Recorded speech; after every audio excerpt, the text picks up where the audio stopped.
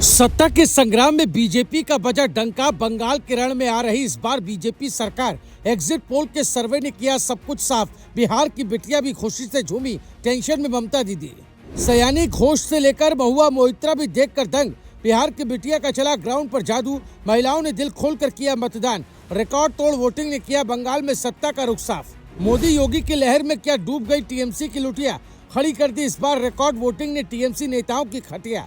शाह का master plan, Maithili Thakur का जादू, बंगाल में बीजेपी की जीत तय। बंगाल की लंबी लड़ाई का हुआ अंत, दिखा दिया बिहार की बिटिया ने बंगाल के रण में दम। ममता के नेता भी हो गए परेशान। ये बात सच है, क्योंकि जो लोग सोचते थे कि बंगाल में बीजेपी सरकार कभी नहीं आ पाएगी, उन्हें करारा झटका लगता दिख रहा है। क्योंकि जो एग्जिट पोल के सर्वे सामने आए, उसने सबको हिला कर रख दिया। ममता की विदाई तय बताई जा रही है, तो वहीं बीजेपी की पहली बार बंगाल में सत्ता बनते दिख रही है, जिसने टीएमसी नेताओं की रातों की नींद उड़ा दी है। ममता बनर्जी, साइना घोष, महुआ मोइत्रा तक सोच में पड़ गई है, क्योंकि जो खबरें सामने आई वो हैरान और परेशान करने वाली है, जिसके बारे में आपको इस वीडियो में सब बताते हैं। दरअसल बंगाल के चुनावी रण में इस बार जो तस्वीर उभर कर सामने आई, उसने पूरे सियासी माहौल को हिला दिया। दूसरे और अंतिम चरण की वोटिंग खत्म होते ही एग्जिट पोल के आंकड़े सामने आए, और इन आंकड़ों ने संकेत दे दिया कि इस बार मुकाबला सिर्फ टक्कर का नहीं बल्कि सत्ता परिवर्तन तक जा सकता है। 142 सीटों पर 90% से ज्यादा मतदान अपने आप में बड़ा संदेश है। और इसी के साथ जो सर्वे सामने आए, उन्होंने टीएमसी खेमे की टेंशन बढ़ा दी। 4 में से 3 एग्जिट पोल में बीजेपी को बहुमत मिलता दिख रहा है, जबकि सिर्फ एक सर्वे में ममता बनर्जी की पार्टी को बढ़त दी गई है। यही वजह है कि अब चर्चा इस बात की है कि क्या सच में इस बार बंगाल का इतिहास बदलने वाला है। अगर आंकड़ों को गौर से देखें तो पी मार्क के सर्वे में बीजेपी को 150 से 175 सीटों तक का अनुमान दिया गया है, जबकि टीएमसी 118 से 138 सीटों पर सिमटती नजर आ रही है।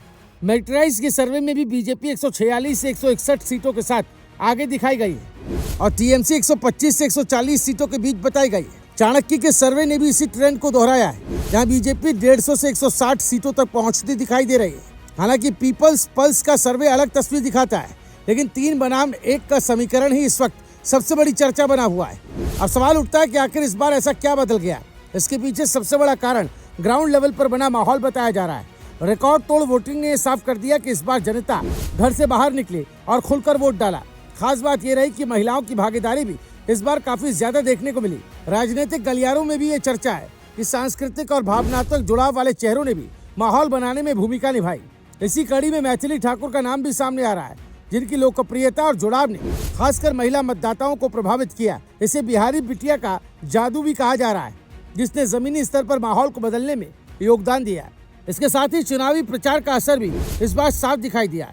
प्रधानमंत्री नरेंद्र मोदी और उत्तर प्रदेश के मुख्यमंत्री योगी आदित्यनाथ ने जिन इलाकों में ताबड़तोड़ रैलियां की, वहां मतदान प्रतिशत में उछाल देखने को मिला। इसे महज संयोग नहीं माना जा रहा, बल्कि इसे सीधा राजनीतिक प्रभाव बताया जा रहा है। योगी आदित्यनाथ के भाषणों में कानून व्यवस्था और सख्ती का जो संदेश था, उसने मतदाताओं के बीच भरोसा पैदा किया। यही वजह रही कि जिन सीटों पर उन्होंने प्रचार किया, वहां बीजेपी को बढ़त मिलने की चर्चा तेज हो गई। दूसरी तरफ टीएमसी के नेताओं के लिए स्थिति चिंता बढ़ाने वाली बनती जा रही है। पार्टी के कई बड़े चेहरे और सायोनी घोष और महुआ मोइत्रा भी इस बदले हुए माहौल को लेकर चर्चा में है। रिकॉर्ड वोटिंग को अक्सर सत्ता विरोधी लहर का संकेत माना जाता है, और यही वजह कि टीएमसी खेमे में बेचैनी साफ नजर आ रही है। अब नजरें नतीजों पर टिकी है, क्योंकि असली तस्वीर 4 मई को ही सामने आएगी। अब देखना यही है कि क्या बीजेपी पहली बार बंगाल में सरकार बनाकर इतिहास रचती है, या फिर ममता बनर्जी एक बार फिर सबको चौंकाते हुए अपनी सत्ता बचा लेती है। आपकी राय क्या है? कमेंट जरूर करें। Bureau report, news live TV.